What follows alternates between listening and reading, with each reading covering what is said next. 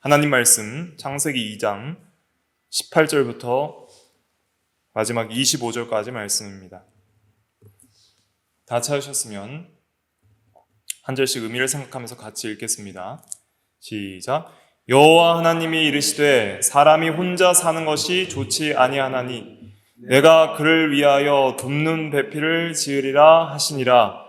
여호와 하나님이 흙으로 각종 짐승과 공중의 각종 새를 지으시고 아담이 무엇이라고 부르나 보시려고 그것들을 그에게로 이끌어 가시니 아담이 각 생물을 부르는 것이 곧 그 이름이 되었더라. 아담이 모든 가축과 공중의 새와 들의 모든 짐승에게 이름을 주니라. 아담이 돕는 배필이 없으므로 여호와 하나님이 아담을 깊이 잠들게 하시니 잠들매 그가 그 갈빗대 하나를 취하고 살로 대신 채우시고 여호와 하나님이 아담에게서 취하신 그 갈빗대로 여자를 만드시고 그를 아담에게로 이끌어 오시니 아담이 이르되 이는 내 뼈 중에 뼈요 살 중에 살이라. 이것을 남자에게서 취하였은즉 여자라 부르리라 하니라. 이러므로 남자가 부모를 떠나 그의 아내와 합하여 둘이 한 몸을 이룰지로다. 아담과 그의 아내 두 사람이 벌거벗었으나 부끄러워하지 아니하니라. 아멘. 이 시간 말씀의 제목은 남자와 여자, 특별히 동등됨과 구별됨에 대해서 오늘 말씀을 증거하려고 합니다. 그래서 남자와 여자라는 제목으로 다음 시간까지 이어서 말씀을 증거하려고 합니다. 그래서 오늘은 남자와 여자의 동등됨과 구별됨, 제목을 이렇게 할 수 있겠습니다. 남자와 여자의 동등됨과 구별됨. 그래서 남자와 여자가 하나님의 형상으로서 존엄성과 본질에 있어서 동등됨, 평등함 그런 것과 또 남자와 여자의 어떤 차이점, 그것을 좀 성경적으로 생각해보고 그것이 우리에게 어떤 의미가 있고 또 우리의 삶과 가정에 어떻게 적용할 수 있는지 그런 것들을 우리가 성경적으로 본문을 중심으로 좀 살펴보려고 합니다. 신앙고백집 대요리문답 17문답에도 보면 찾지는 않고 PPT만 보겠습니다. 하나님께서 사람을 어떻게 창조하셨는가 할 때 하나님 답을 노란색만 읽어볼게요. 답 시작. 하나님께서는 다른 모든 피조물을 만드신 후에 사람을 남자와 여자로 창조하셨다. 그래서 이 사람을 보면은 사람을 창조하시되 남자와 여자로 창조하셨다. 성경에 이렇게 기록이 되어 있습니다. 창세기 1장에 보시면 창세기 1장 27절 제가 읽어드리면 하나님이 자기 형상 곧 하나님의 형상대로 사람을 창조하시되 남자와 여자를 창조하시고 1장 27절에도 사람을 창조하시되 남자만 창조하셨다 여자만 창조하셨다 하는 것이 아니라 남자와 여자를 둘 다 창조하셨음을 강조해서 말하고 있습니다. 그래서 우리가 사람을 지으셨을 때 남자와 여자를 둘 다 하나님의 형상대로 창조하셨고 남자와 여자가 둘 다 하나님의 형상을 반영하는 그러한 존재로 창조를 하셨습니다. 오늘 읽은 이 2장의 본문은 그 남자와 여자가 어떻게 창조되었는지 그 창조의 과정들을 굉장히 좀 드라마틱하게 우리에게 증거를 하고 있습니다. 그거에 대해서 조금 설명을 드리겠습니다. 그래서 좀 그림을 좀 그려봤는데요. 하나님께서 6일 동안 이 세상 천지 만물을 다 창조를 하셨습니다. 그래서 하늘과 땅을 창조하시고 또 바다와 육지를 구분하시고 또 그 가운데 육지에 있는 동물과 식물을 지으시고 또 바다의 물고기를 지으시고 그다음에 공중의 새와 그다음에 들짐승들과 기는 것들과 땅의 짐승들을 지으시고 여섯째 날 마지막에 이제 남자를 지으셨죠. 그런데 이 남자를 지으시고 나서 2장 18절에 하나님께서 뭐라고 말씀하셨죠? 하나님이 이르시되 사람이 혼자 사는 것이 좋지 아니하니 내가 그를 위하여 돕는 배필을 지으리라 하시니라. 이 말씀은 여호와 하나님 혼자 하신 거예요. 본인에게. 그러면서 여기서 참 우리가 조금 이해되지 않는 부분은 뭐냐면 돕는 배필을 18절에 지으시리라 했으면 바로 지어주시면 되잖아요. 그렇죠? 바로 지어주셔야 되는데 바로 이어서 나오는 19절이 뭐예요? 한번 읽어볼까요? 19절 읽어볼게요. 2장 19절 시작. 여호와 하나님이 흙으로 각종 들 짐승과 공중의 각종 새를 지으시고 아담이 무엇이라고 부르나 보시려고 그것들을 그에게로 이끌어 가시니 아담이 각 생물을 부르는 것이 곧 그 이름이 되었더라. 네. 돕는 배필은 안 지으시고 오히려 각종 들짐승과 공중의 새를 지으신 후에 아담에게 이름을 지으라고 명령을 하시게 됩니다. 그래서 아담이 이제 이름 짓기를 시작하는 거예요. 모든 동물들의 이름을 다 짓습니다. 여기서는 특별히 땅의 짐승과 공중의 새만을 이제 강조해서 표현을 하는 거예요. 그래서 여러 가지 동물들이 있겠죠. 개도 있고 토끼도 있고 닭도 있고 그렇게 이름을 지으면서 아담이 그 모든 동물들의 뭐를 분석을 하냐면 그 어떤 특징들 또 성격들 그리고 그 동물의 어떤 본질들을 파악을 하기 시작하는 거예요. 그러니까 처음 창조됐을 때 이 세계가 어떻게 구성되어 있고 또 동물, 식물들이 어떤 동물들이 있는지 아담이 다 몰랐을 텐데 하나하나 과학적으로 생물학적으로 또 이러한 여러 가지 그 각종 지혜를 통해서 동물의 위치와 본질과 성격과 또 생김새를 다 규정하면서 그 지위들을 이렇게 지정하면서 각각 동물들의 이름들을 그 특성에 맞게 너는 닭이다, 너는 개다, 너는 토끼다, 너는 낙타다, 너는 원숭이다, 너는 뭐 비둘기다 이렇게 다 지어주는 거예요. 그렇게 지으면서 아담이 느꼈던 게 뭘까요? 느꼈던 게 아담은 자기와 같은 어떤 동일한 본질인 자기와 함께 교제하고 자기와 마음을 나누고 자기와 같은 동일한 본질로서 같은 동등한 존재로서 모든 나의 사상과 감정과 나의 모든 속마음들을 나누고 서로 교제하고 서로 사랑할 수 있는 그런 대상들을 또 찾았을 거예요. 그러한 찾는 과정들을 이름 짓기에서도 우리가 유추해 볼 수 있는 거예요. 아담이 이 모든 세계 만물들을 동물들을 다 분석하면서 혹시 나와 가장 똑같은 동물, 나의 배필이 될 수 있는 동물, 나의 짝이 될 수 있는 동물 없을까 생각을 했겠죠. 사실 다른 동물들은 다 뭐가 있어요? 암수가 있어요. 암수가 짝이 있고 또 각자들의 어떤 배필들이 있어 보이는데 나에게는 그런 것이 없을까 생각해 봤을 때 그것이 없다는 것을 절실하게 느끼게 되는 것이죠. 그러니까 하나님께서 돕는 배필을 주시기 전에 먼저 아담에게 여러 가지 좋은 배우자를 구하는 그런 과정들을 거치게 하신 거예요. 그리고 그러한 이 창조 세계들을 분석하면서 정말 나에게 돕는 배필이 필요함을 절실하게 스스로 느끼게 하시고 또 이 세계에는 자신과 동등한 위치에서 동일한 본질로서 함께 부부가 되고 함께 결혼하고 함께 동반자가 될 수 있는 그러한 동등한 다른 인격체이자 나와 함께 할 수 있는 그러한 동등한 존재는 존재하지 않는다는 것을 파악하게 하시는 것이죠. 그래서 이제 이 이름 짓기가 끝났을 때의 결론이 뭐냐? 돕는 배필은 없다 하는 거예요. 2장 20절 한번 읽어볼게요. 2장 20절 시작. 아담이 모든 가축과 공중의 새와 들의 모든 짐승에게 이름을 주니라. 아담이 돕는 배필이 없으므로 이렇게 끝나잖아요. 돕는 배필이 없는 거예요, 이 세상에. 그때 이제 하나님께서 아담의 잠들게 하시고 그리고 잠이 들 때에 그 아담의 갈빗대 하나를 취하여서 살로 대신 채우시고 그 아담의 몸에서 이제는 그 갈빗대를 통해서 여자를 만드시게 됩니다. 22절에 보면 여호와 하나님이 아담에게서 취하신 그 갈빗대로 여자를 만드시고 그를 아담에게로 이끌어 오시니 이랬습니다. 그러니까 여기서 이제 여러분들이 아담이라고 한번 생각해 보세요.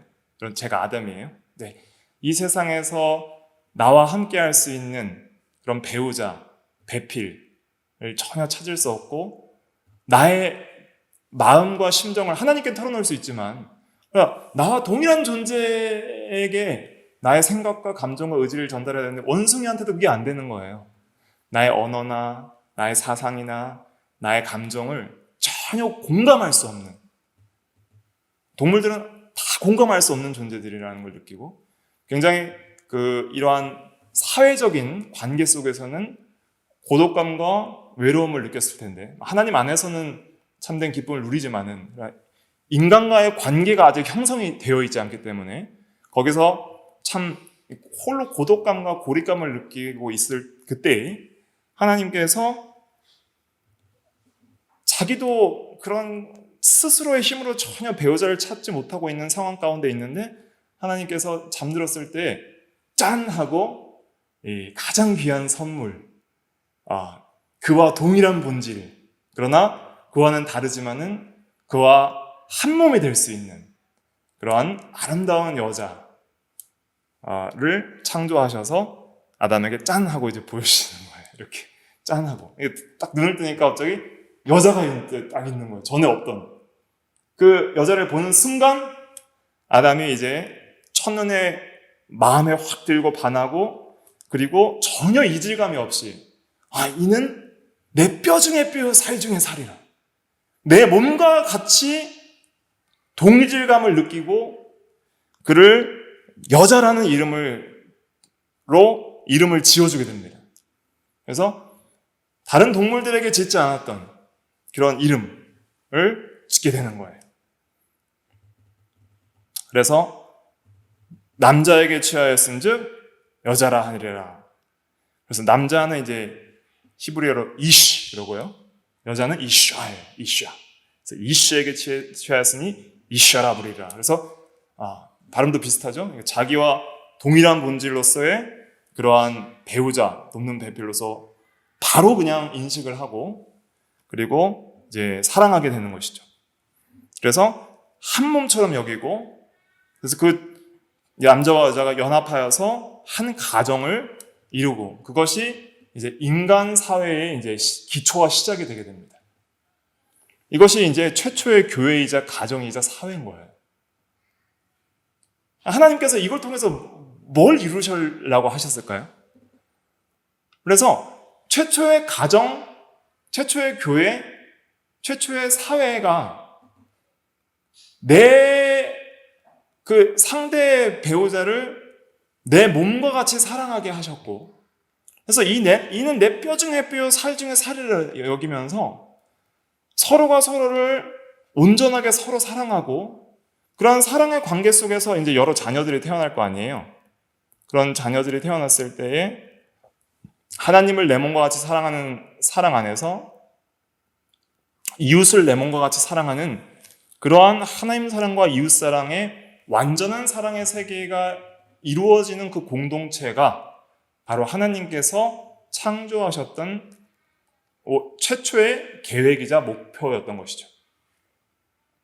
그러나 타락 이후에 이것이 이제 다 깨지는 거예요. 그래서 오늘날의 어떤 가정의 문제들, 또 교회 안에서의 인간관계의 문제, 또 사회적인, 국가적인 인간관계의 문제들은 타락의 결과로 이 참된 사랑의 관계, 즉 내 이웃을 내 몸과 같이 사랑하는 그런 사랑의 관계가 깨지면서 발생하게 되는 것이죠. 그러면 예수 그리스도를 믿음으로써 구원을 받는다는 건 뭐냐면, 그냥 나만 예수 믿고 천국 가는 그것이 아니라 정말 내가 먼저 하나님과 그리스도 안에서 화목하고 하나님과의 사랑이 회복되고 또 이웃과의 사랑이 회복되는데, 어떤 차원에서 회복돼야 돼요?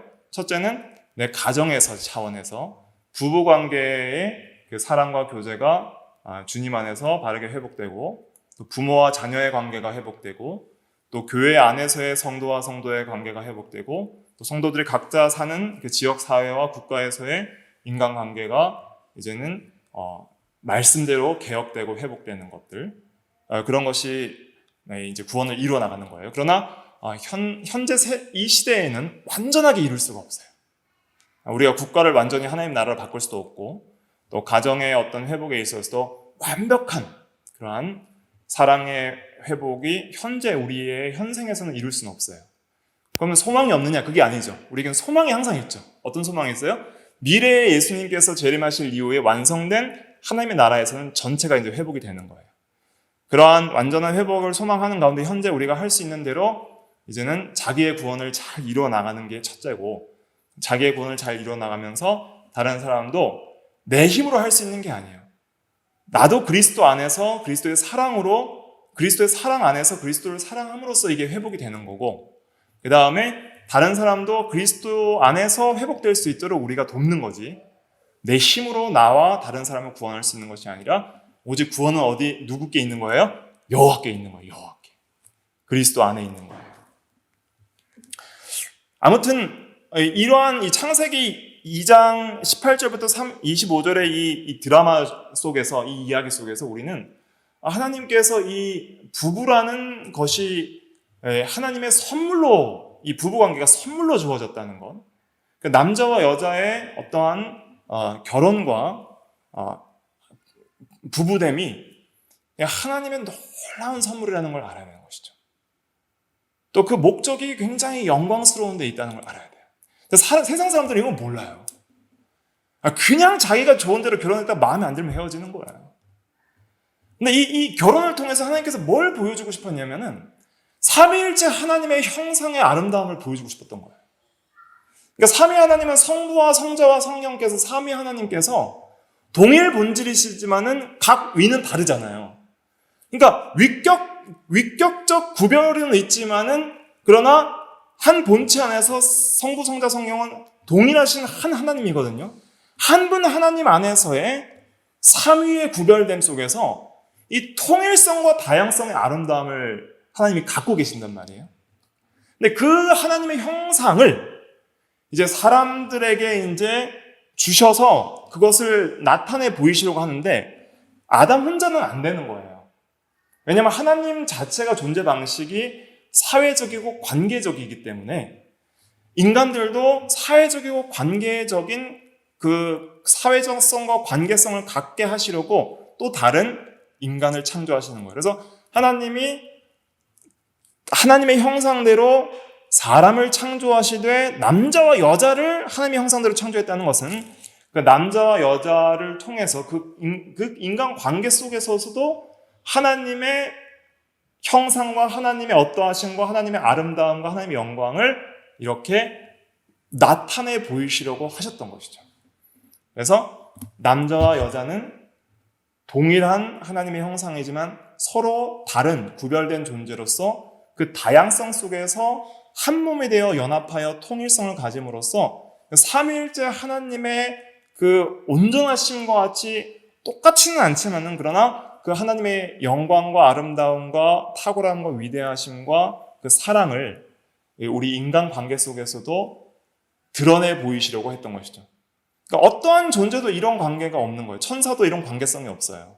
각 개별적 존재로 창조됐고, 또 짐승들은 하나님의 형상이 아니에요. 영적인 존재가 아니라서 하나님에 대해서 죽어 있기 때문에, 살아있지 않기 때문에.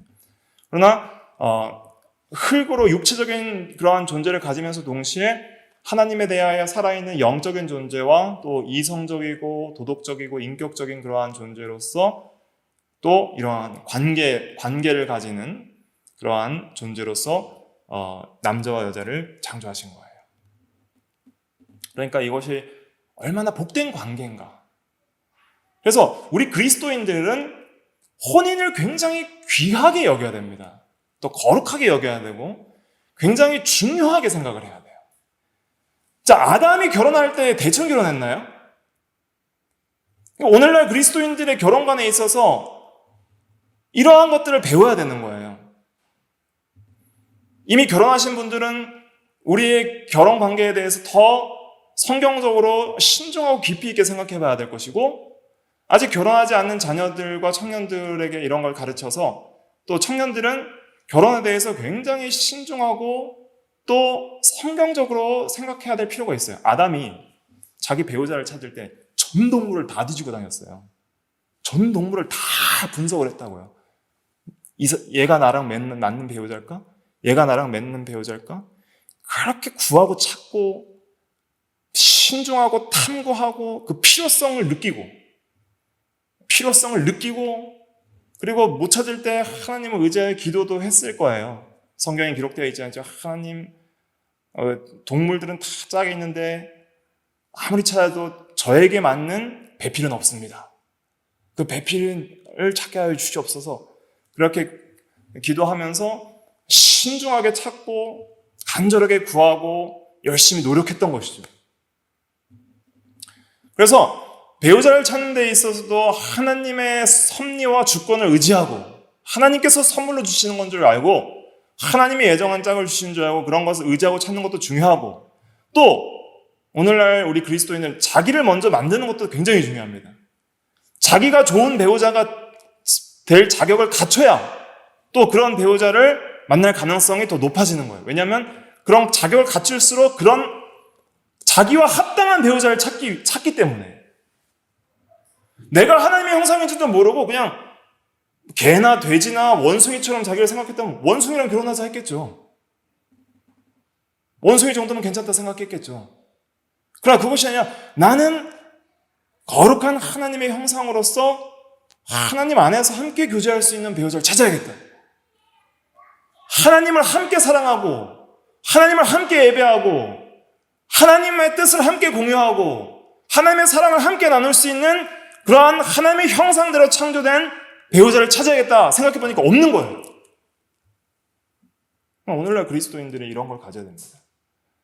정말 영혼이 거룩하고 정말 하나님의 형상을 닮은 배우자, 내가 먼저 하나님의 형상을 닮은 사람, 의와 거룩한 사람이 되어서 지식에 있어서 하나님의 형상을 더욱더 하나님의 형상에 있어서 자라나서 정말 하나님의 형상에 있어서 지식에 부유한 사람, 의와 거룩에 있어서 자라난 사람, 그러한 사람이 없을까? 이 악하고 타락하고 부패한 세대, 영적으로 아주 흑암이 깊은 세대, 음란하고 패역한 이 시대에 거룩한 가정을 이룰 수 있는 배우자가 없을까? 그렇게 구하는 그리스도인들이 오늘날 얼마나 있습니까? 우리는 그런 것을 추구하는 교회, 가정, 그것이 되어야 되는 것이죠. 그럴 때 가정이 회복되는 것이고 교회가 다시 살아나는 것입니다. 그러한 중심에 간절함이 있어야 되는 거예요. 그래서 우리가 먼저 우리의 가정이 거룩하게 되기를 간절히 기도해야 되겠습니다. 부부관계가 거룩하게 되기를 기도하고 자녀들이 거룩한 하나님의 형상을 회복해서 거룩한 가정을 이루기를 소망하는 그러한 마음들을 갖게 해달라고 기도해야 되는 거예요. 왜 우리 힘으로 안 되니까요. 좋은 배우자를 얻기 위해서는 이런 구함과 신중함과 탐구와 필요성과 기도, 그리고 먼저 자신이 하나님의 형상을 인식하고 이 부패하고 패역한 마음을 돌이켜서 진리와 의와 거룩, 저번 시간에 증거했던 그 진리와 지식과 의와 거룩의 형상들을 회복해서 그러한 형상을 가진 배우자가 없을까? 또 그러한 형상을 가진 그러한 동역자들이 없을까? 그러한 것들을 생각해보고 그러한 형상을 회복하는 교회가 되어야 하지 않을까? 이러한 것들을 생각해보는 것이 그것이 참으로 하나님의 뜻대로 생각하는 것이다 하는 것을 알 수가 있습니다. 이러한 마음들이 없으니까 자기 마음대로 자기 소위 원하는 대로 결혼하는 거예요. 그게 창세기 6장의 타락한 세대의 그 패역한 모습인 거예요. 하나님의 아들들이 사람의 딸들과 결혼하고 시집가고 장가가는 걸 자기 마음대로 하고 자기 소유의 조언대로 음란방탕하고. 오늘날 문제되는 게 무엇입니까? 이 페미니즘과 남성 우월주의. 여성 우월주의도 문제고 남성 우월주의도 문제고. 또 동성애, 그 다음에 이제 젠더 이데올로기라고 성전환. 성에 대한 것이 남자와 여자의 구별이 아니라 수십 개의 성이 있으니까 자기가 선택해라는 거예요. 그래서 성적으로도 완전히 문란한 이런 시대가 없습니다. 국가의 법적으로도 동성애를 합법화해서 허용한 그런 시대가 없어요. 믿지 않는 그런 교회 밖의 세상 법에도 이런 걸 허용한 시대가 없어요. 이게 이제 심각하게 생각하고 우리가 교회에서 이런 걸 회복하지 않으면 아이들이 전부 물들게 될 거예요. 왜냐하면 지금 동성애물들이 얼마나 인기가 있습니까? 여자들이 더 좋아한대요, 동성애물들을. 왜냐하면 예쁜 미남 남자가 나와서 이렇게 교제하니까 그게 너무 아름다워 보인다는 거예요. 그런데 다음에도 이제 기회가 되면 동성애에 대해서도 말씀드리겠지만, 동성애는 동성 간의 아름다운 사랑을 말하는 게 절대 아닙니다. 동성애라는 것 자체가 영어로 호모섹스예요. 그러니까 동성 간의 성관계를 얘기하는 거예요. 그거예요. 그렇기 때문에 그것이 얼마나 도덕적으로 폐역하고 음란한 건지를 깊이 있게 이해하셔야 됩니다.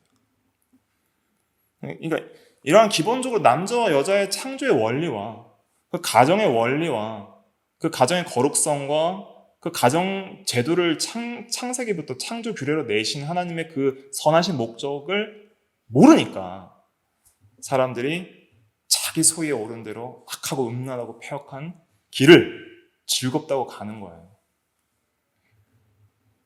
우리부터가 개혁이 되고 그렇게 또 교육을 할 수 있는 그러한 영적 권위가 회복이 돼야 됩니다. 이게 이제 서론인데 이거 하다가 이제 시간이 다 걸었네요. 원래 이 정도까지 말씀드리려고 한 건 아닌데 좀 할 게 많은데 좀 빨리 가겠습니다. 조금 이제 집중해서 남은 시간 이제 한 15분 남았는데 집중해서 하도록 하겠습니다. 남자와 여자의 동등됨에 대해서 먼저 설명드리겠습니다. 저번 시간에 이제 인간의 기원과 본질과 구성 말씀드렸잖아요. 거기에 대해서 다 동등하다 할 수가 있겠습니다. 남자와 여자는 기원에 있어서 동등합니다. 둘 다 똑같이 하나님이 창조하신 피조물이라는 동등성이 있습니다. 둘째로는 본질적으로는 하나님의 형상으로서의 본질적 동등함이 있습니다. 동일 본질이에요. 그 어떤 피조 세계에도 하나님의 형상이 없었는데 하나님의 형상으로서의 본질적으로 자기와 동일한 그런 존재로서 남자와 여자를 창조하신 거예요. 동일 본질, 하나님의 형상으로서의 동일 본질이다. 그러니까 하나님도 성부와 성자와 성령이 위격적으로 구별되지만은 성부, 성자, 성령은 동일 본질이에요.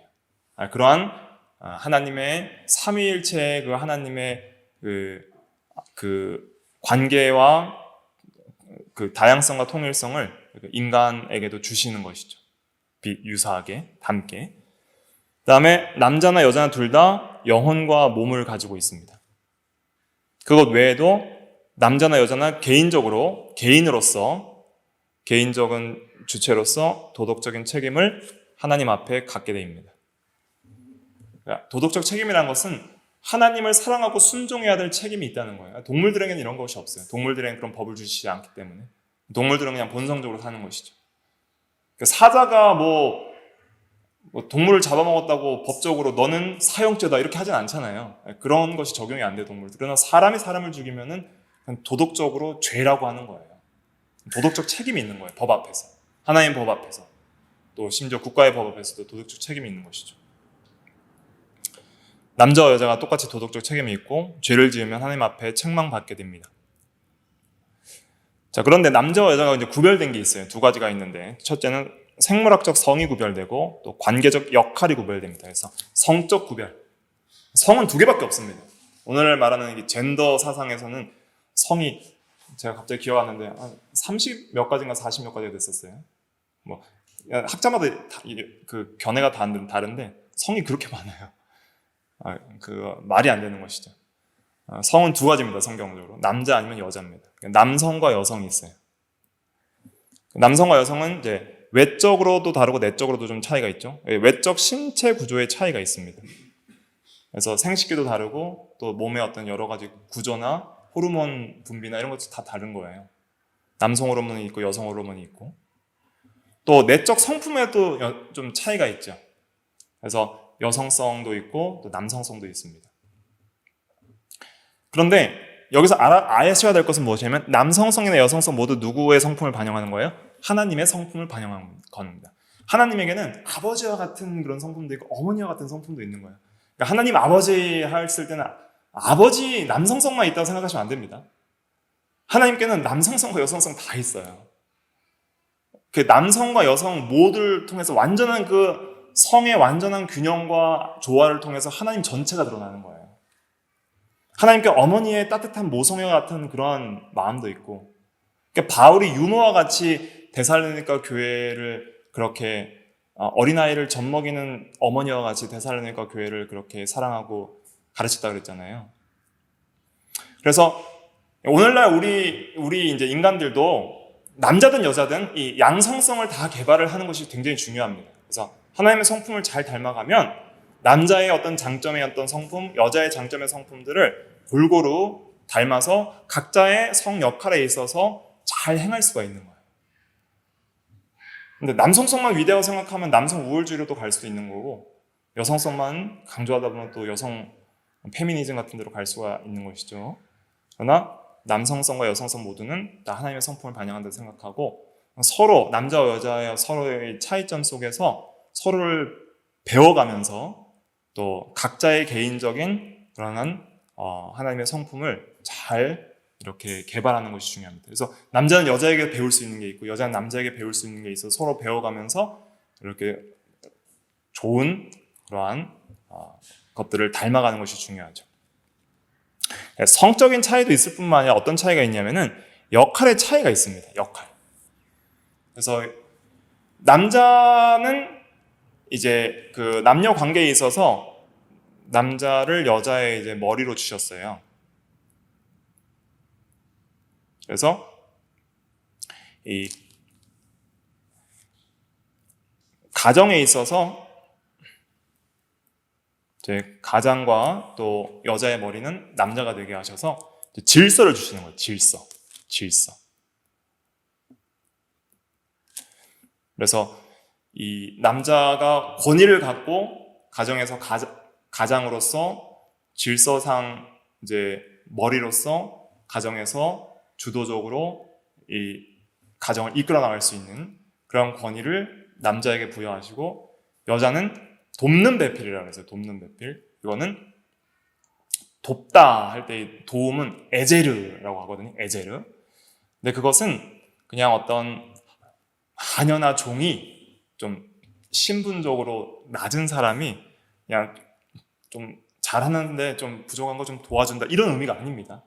그러니까 돕는 배필을 오해하시면 안 돼요. 이 돕는 배필은 하나님의 도움을 말할 때에도 돕는 그 에제를 써요. 그래서 예를 들어서 산을 향하여 내가 눈을 들리라. 나의 도움이 어디서 올까? 천지를 지으신 여호와께로다. 나의 도움이 천지를 지으신 여호와께로다. 시편 121편 1절과 2절에 그렇게 말했잖아요. 그러니까 하나님의 도움이 내게 온다 할 때 그 도움이 에제르예요. 여기서 돕는 배필이 에제르가 하나님이 우리를 구원하시고 우리에게 힘과 능력을 주시는 도움을 주신다 할 때 그 도움이 에제르인 거예요. 그러니까 여기서 돕는 배필은 힘과 능력을 불어넣어줌, 이런 뜻이에요. 남자가 남자로서 살아갈 수 있도록 힘을 줌, 그러한 능력 있는 여자가 누구예요? 돕는 배필이에요. 그래서 이 돕는 배필을 잠언 31장 10절에서 어떤 여인이라고 표현했어요? 현숙한 여인이라고 표현한 거예요. 현숙한 여인. 거기서 말하는 현숙은 하일인데, 히브리어로 하일인데 그게 힘이란 뜻이에요. 힘. 현숙한 여인은 어떤 여인이요? 힘 있는 여인, 능력으로 도우는 여인. 그래서 심지가 굳고 믿음이 굳세고 쉽게 흔들리지 않고 능력이 있어서 남자가 남자로서 권위와 힘을 가지고 일을 할 수 있도록 뒤에서 힘있게 도와줘서 남자로서 남자의 일을 할 수 있게 한 그러한 여인이 현숙한 여인. 잠언 31장 10절부터 쭉 읽어보세요. 현숙한 여인이 얼마나 능력이 있는지 굉장히 길게 설명합니다. 사실 그것까지 오늘 다 살펴보려고 했는데 다 못할 것 같아서 말씀을 드리는 거니까 또 집에 가셔서 이렇게 또 보시면 좋을 것 같습니다. 그래서 여자나 남자나 동등하지만 하나님께서 질서에 있어서 남자는 여자의 머리를 주시고 여자는 남자를 힘과 능력으로 돕는 그러한 조력자, 권위는 남자에게, 권위의 역할은 남자에게, 또 조력의 역할은 여자에게 주신 거예요. 또 이걸 또 뭘 나타내는 거냐면 삼위일체 하나님의 질서와 관계와 역할을 나타내는 거예요. 그러니까 삼위일체 하나님의 성부와 성자와 성령이 전부 동일한 본질이시지만은 권위와 질서에 있어서는 구별되시죠. 성부가 가장 머리로 계시고 성자는 성부에게 온전히 순종하시고 성령은 성부와 성자에게 온전히 순종하시는 거예요. 같은 동일한 하나님이신데 그런 질서를 가지고 순종하고 권위에 구별이 있는 거예요. 그게 아름답다는 거예요. 하나님께서 보시기에 선하다는 거예요. 그런 선하심과 아름다우심을 우리 인간인 남자와 여자에게 주셨어요. 언제까지 주시는 거예요, 이거는? 이 세상에 살아갈 때만 주는 거예요. 이 세상에 살아갈 때만. 우리가 이제 나중에 부활체를 입으면 남녀의 구분이 있어요, 없어요? 없어요, 그때는. 남자도 여자도 완전한 하나님의 사랑 안에서 통일돼요. 그래서 부부관계의 사랑도 하나님의 사랑 안에서 더 승화되어서 더 높은 사랑 안에서 완전함을 누리고 더 이상 어떤 성적인 구별이 없이 이제 부활한 몸은 이제는 영적인 몸으로서 그렇게 하나님 앞에서 서로 완전히 인간관계가 이렇게 본질적으로 동일한 질서 안에서 살아가게 되는 것이죠. 물론 천국에도 이제 큰 자와 작은 자가 있다고 그랬습니다. 큰 자와 작은 자의 질서가 있어요. 큰 자는 어떤 자라 했어요? 섬기는 자, 더 헌신하는 자, 어린아이 같이 겸손한 자, 이러한 자가 큰 자가 되는 거예요. 그래서 이 세상에서 뭐 목사든지 뭐 장로든지 집사든지 아니면 일반 성도든지 자기가 하나님 앞에서 이 세상에서 말씀대로 순종하고 진리대로 산 만큼 큰 자가 되는 거예요. 또 헌신하고 겸손한 만큼 큰 자가 되는 거예요. 그러니까 이 세상에서 어떠한 신분과 어떠한 역할을 했든지 하나님 앞에 설 때에는 하나님의 관점에서 이제는 이렇게 판단하시고 심판하시고 상급을 주시는 거예요. 그러니까 자기가 어떤 직분을 가졌다고 교만해서도 안 되고 각자가 하나님 앞에서 남자든지 여자든지 하나님 앞에 의롭게 순종하고 살아간 만큼 하나님 앞에서는 각자가 행한 대로 받게 되는 거예요. 그러니까 이름도 없이 빛도 없이 있던 어떤 성도가 우리가 생각했던 모든 성도들보다 더 영광스러운 지위에도 있을 수 있는 거예요. 그래서 오늘날 내가 뭐 남자다 해서 뭐 좋아하거나 싫어하거나 여자다 해서 좋아하거나 싫어하거나 하지 마시고 각자의 위치에 있어서 가장 아름다운 위치로 하나님께서 주신 것을 믿고 그 위치에서 충성하고 순종하면 하나님 앞에 설 때에는 행한 대로 이렇게 하나님께서 칭찬과 영광과 존귀를 주시게 되는 것입니다. 그래서 오늘날은 이 질서를 잘 순종하고 세워나가는 것이 그 하나님의 형상을 반영하는 것이고 하나님의 아름다움과 이 거룩한 것을 반영하고 이러한 질서가 잘 세워질 때 화평한 거예요. 이런 질서의 의미들을 우리가 잘 이해하고 깨달아 나가야 됩니다. 성경적으로.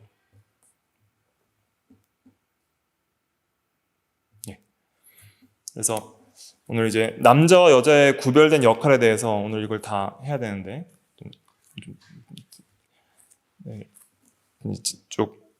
너무 내용이 많죠. 그래도 좀 빨리 해보도록 하겠습니다. 자, 남자와 여자가 이제 구별된 역할을 가지는 성경적인 근거가 있습니다. 왜 남자와 여자가 구별될까요? 자, 첫 번째, 창조 순서가 다릅니다. 누가 먼저 창조됐죠? 남자가 먼저 창조됐죠. 우리도 아기를 낳으면은 첫째랑 둘째랑 질서가 있죠. 첫째랑 둘째가 질서가 있는 거예요. 또 손 아랫사람과 손 윗사람이 질서가 있잖아요. 나이가 많으면 또 존대하고 어른들을 공경하는 그것이 아름다운 거예요. 근데 어린 아이들이 노인들을 공경하지 않고 함부로 반말을 하고 욕하고 이러면은 그건 아름답지 않은 거예요. 질서가 파괴되는 것이죠. 그러니까 창조 순서에 있어서 남자가 먼저 나왔기 때문에 그 가정의 질서는 남자가 여자의 머리가 되는 것이죠. 그것이 디모데전서 2장 13절에 나와 있습니다. 같이 읽어볼게요. 시작. 이는 아담이 먼저 지음을 받고 하와가 그 후며. 이것이 이제 가정과 교회에서 남자가 머리가 된다는 뜻입니다. 그래서 가정에서는 이제 남자가 머리가 되고 교회에서는 이제 목사와 장로의 직분은 남자로만 세우게 되어 있는 것이 이제 이 창조 순서의 질서에 따른 겁니다. 오늘날 이제 여성 목사 안수를 허용하는 것은 그건 이제 이 질서를 성경적으로 해석하지 못하는 것이다. 이렇게 우리가 생각할 수 있는 거예요. 여기도 이제 신학적으로 이제 의견이 분분합니다. 그래서 뭐 여자 선지자도 있지 않느냐 이렇게 얘기하는데 물론 브리스길라와 아굴라라는 사람이 있거든요. 그 사도행전에 보면 자 아굴라가 남편이에요. 브리스길라가 남편이에요. 브리스길라가 여자고 아굴라가 남자예요. 근데 아굴라 이름이 먼저 안 나오고 브리스길라와 아굴라라는 건 여자가 앞에 나와요. 그건 성경적으로 여자가 더 뛰어나다는 뜻입니다. 그 브리스길라와 아굴라가 한 게 뭐냐면 성경 가르쳤던 거예요. 그래서 아볼로가 왔을 때에 브리스길라와 아굴라가 그리스도의 도에 대해서 잘 가르쳐줬거든요. 특별히 그 여자가 더 잘 가르쳐준 거예요. 그런 가르치는 은사에 있어서 여자가 뛰어날 수도 있는 거예요. 그래서 여자가 교회에서 교사도 하고 집사로서 교인들을 성경 공부 인도도 하고 할 수 있는 거예요. 그러나 그 교회에 있어서 디모데전서 2장에 보면은 교회 머리와 어떤 그 직분상의 그 지도하는 권위에 있어서의 장로는 남자로 세우는 것이 성경적이다. 이렇게 해석하는 것이 그것이 이제 바른 해석이라 할 수 있습니다. 그래서 장로는 남자를 세우는 거예요. 장로가 두 가지가 있거든요. 그래서 교훈 장로가 목사고 치리 장로가 우리가 보통 장로님 하는 장로예요. 교훈 장로가 목사, 치리 장로가 이제 보통 우리가 장로라고 부르는 장로다. 목사도 장로의 한 종류라 할 수가 있겠습니다. 그래서 창조 순서에 있어서 남녀의 구별이 있다. 그 다음에 둘째, 하와는 아담의 돕는 배필로 창조되었습니다. 창세기 2장 18절. 그 다음에 돕는 자를 에제르라고 했죠. 에제르가 이제 시편 121편 1절에 있는 이 하나님의 도움과 동일한 에제르입니다. 아까 말씀드렸던 힘과 능력을 불어넣는 그러한 에제르. 그런데 고린도전서 11장 9절에 보면은 여자가 남자를 위해 창조되었다는 것을 강조하고 있습니다. 고린도전서 11장 9절 같이 읽어볼게요. 시작. 또 남자가 여자를 위하여 지음을 받지 아니하고 여자가 남자를 위하여 지음을 받은 것이니. 예. 그래서 여자가 남자를 위해 지음을 받았기 때문에 그 순서상 남자가 여자의 머리가 된다는 것을 알 수 있습니다. 세 번째, 아담이 하와의 이름을 지었습니다. 이름을 짓는다는 것은 권위가 있다는 뜻입니다. 손 윗사람이 아랫사람에게 이름을 짓고 아빠와 엄마가 자녀의 이름을 짓고 주인이 물건과 반려동물과 또 종의 이름을 짓죠. 그런 것처럼 이름을 짓는다는 것은 권위의 행사를 가리킵니다. 그래서 아담이 여자라고 지었죠. 여자라고 이름을 지었죠. 그다음에 타락한 이후에 이제 구속의 약속을 받고 언약의 약속을 받고 하와라는 이름을 짓게 됩니다. 창세기 3장 20절에 하와의 뜻이 뭐예요? 생명이라는 뜻입니다. 생명. 모든 산자의 어머니. 그래서 여자의 후손, 하와의 후손, 여자의 후손으로서 앞으로 구원자가 오실 것을 바라보고 이 생명을 주는 자 이런 뜻입니다. 하와가 생명 혹은 생명을 주는 자 이런 뜻인데 의역해서 이제 모든 산자의 어머니라는 그런 의미로 성경에서 해설을 하고 있는데요. 이러한 여자나 하와라는 이름을 아담이 지어줬습니다. 이런 의미에서 아담이 권위가 있다는 걸 알 수 있고, 넷째로는 아담은 사람을 의미하고도 합니다. 그래서 아담, 이게 히브리어거든요. 아담이 원래 뜻이 뭐냐면 사람이란 뜻입니다. 아담이 사람이에요. 뜻이. 여기 보면은 창세기 5장 1절 2절 같이 한번 읽어볼게요. 시작. 이것은 아담의 계보를 적은 책이니라. 하나님이 사람을 창조하실 때에 하나님의 모양대로 지으시되 남자와 여자를 창조하셨고 그들이 창조되던 날에 하나님이 그들에게 복을 주시고 그들의 이름을 사람이라 일컬으셨더라. 사람의 히브리어 원어가 뭐예요? 아담입니다. 아담.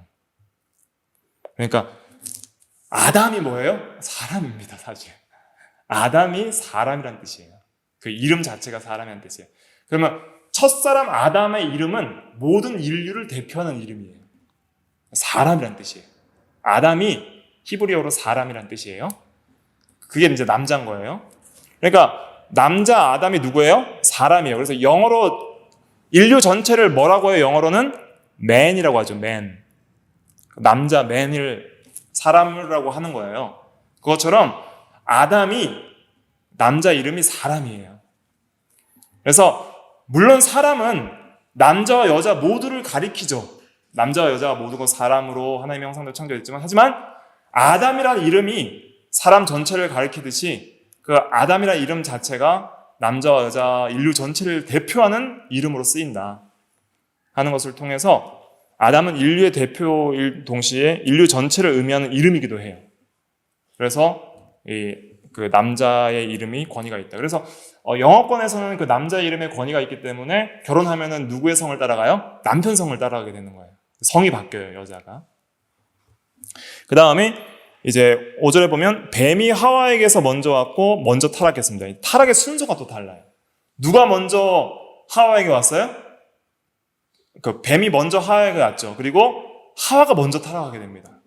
이거는 창조의 이 질서를 이제 붕괴하려는 뱀의 전략이에요.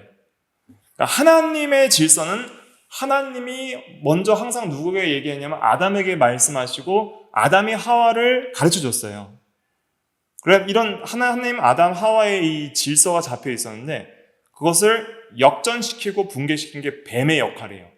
그래서 뱀은 먼저 하와에게 와서 아담에게 말하게 하는 거예요. 완전히 뒤바뀌어 버리는 거예요. 하나님을 빼고 뱀, 하와, 아담의 순서로 바꿔버리는 것이죠. 그것이 이제 타락의 결과입니다.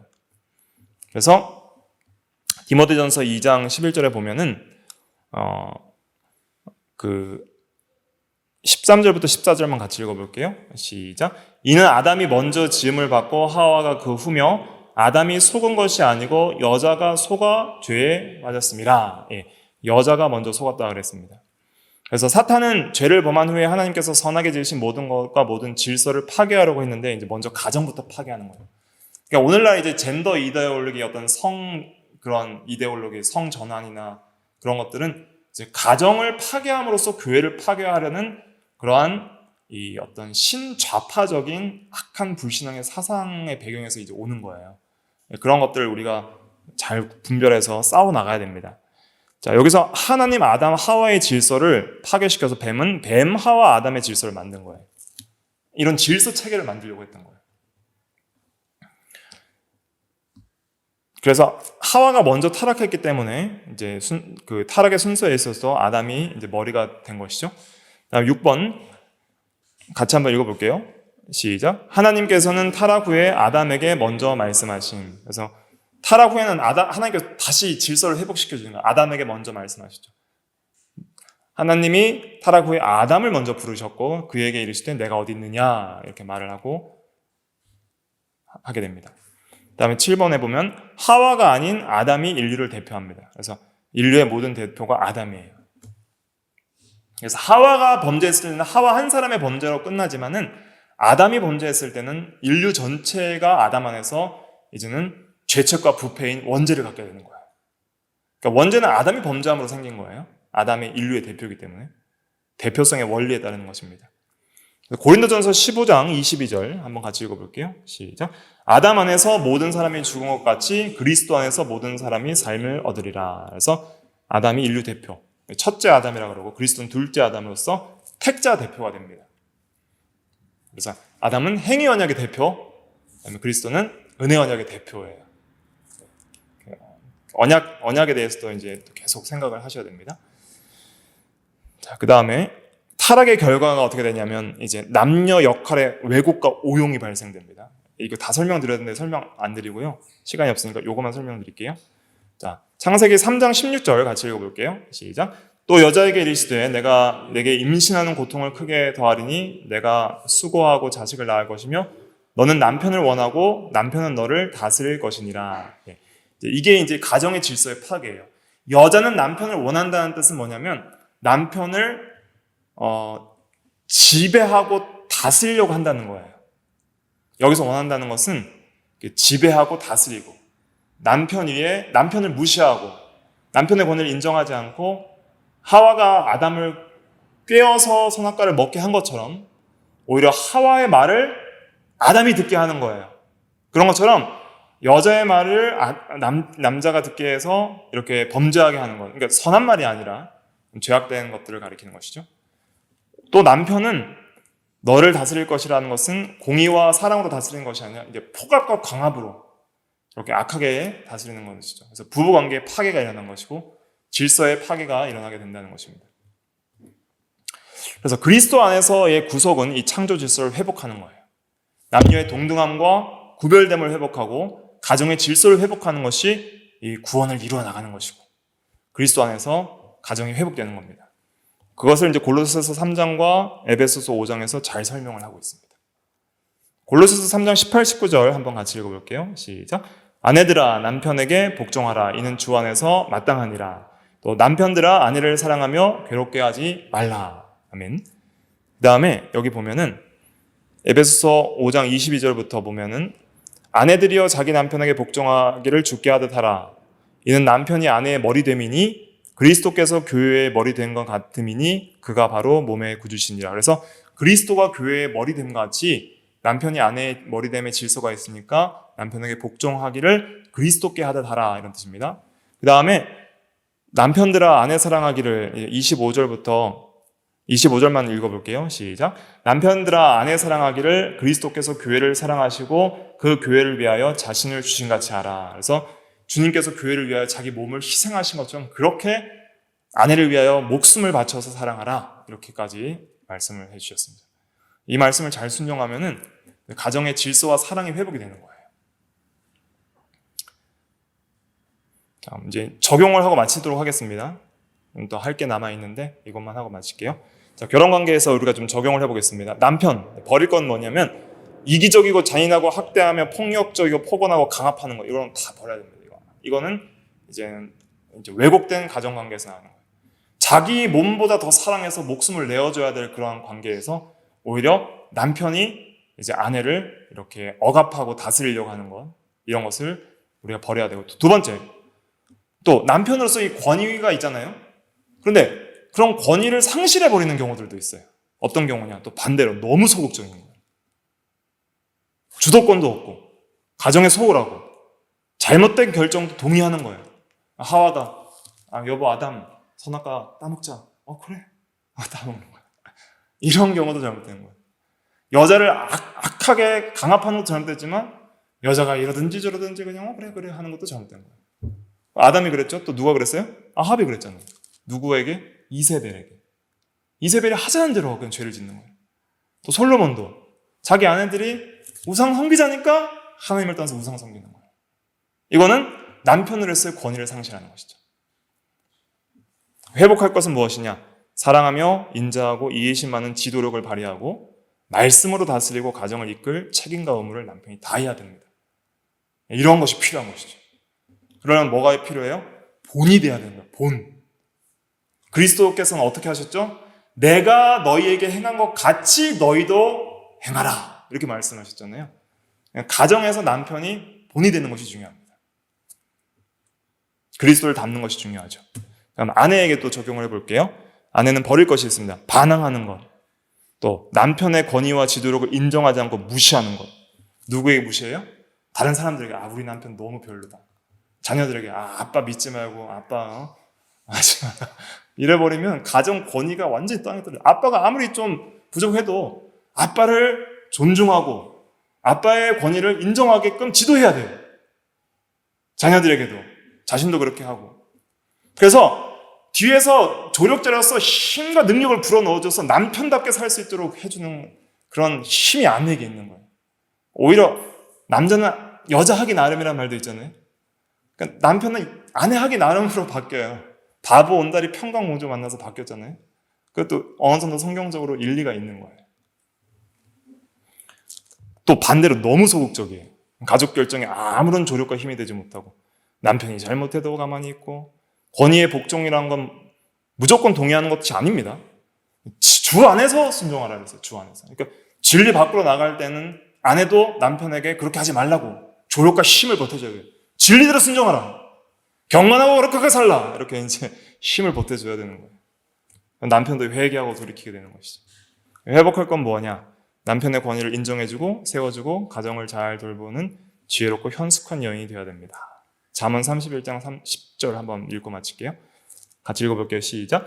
누가 현숙한 여인을 찾아오겠느냐? 그의 값은 진주보다 더하니라. 그래도 시간 이미 간 김에 다 읽어볼게요. 쭉 읽어봅시다. 시작. 여기서 이제 현숙한 여인이 제가 뭐라고 그랬어요? 이게 힘이에요. 원어의 의미가 힘. 힘 있고 어떤 진리에 있어서 소신이 있고 타협하지 않고, 그리고 어떤 지혜와 어떤 그러한 하나님의 어떤 능력, 이러한 것들이 있고 지혜가 있고 능력이 있고 믿음이 확고하고 도덕적으로 덕이 있는 그런 힘을 말하는 경건의 능력, 진리의 지식, 의와 거룩의 능력, 하나님의 지혜가 있는 여인, 진리의 말씀의 지혜가 있는 여인, 이런 여인. 이러한 현숙한 여인이 돕는 배필이 되는 거예요. 힘을 불어 넣어주는 거예요. 가정과 남편에게 힘을 불어주는 거예요. 기도합시다. 말씀대로 삽시다. 이제 가정이 따라오게 되는 거예요. 자, 11절부터 이제 쭉 읽어볼게요. 시작. 그런 자의 남편은, 이제 이게 현숙한 여인이에요. 시작. 그런 자의 남편의 마음은 그를 믿나니 산업이 핍절하지 아니하겠으며 그런 자는 살아있는 동안에 그의 남편에게 선을 행하고 악을 행하지 아니하느니라.